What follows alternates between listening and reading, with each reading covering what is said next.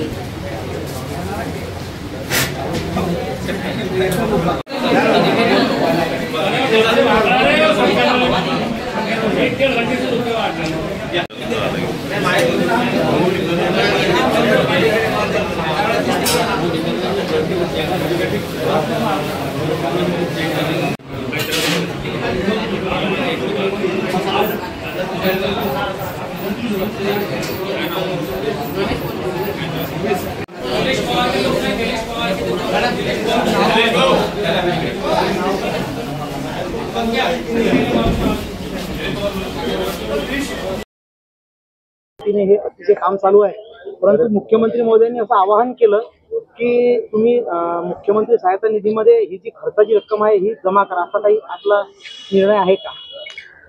आपण पाहिलं असेल की इथे सरकारी दवाखान्यात ब्लड डोनेट करायसाठी पैसे लागत नाही, हे विनामूल्य आहे आणि रक्तदान हे श्रेष्ठ दान आहे। आम्ही कोणताही खर्च न करता आमच्या शरीरातील रक्त हे पुढील रुग्णांच्या उपयोगासाठी आलं पाहिजे या दृष्टीने आम्ही रक्तदानाचा कार्यक्रम ठेवलेला आहे।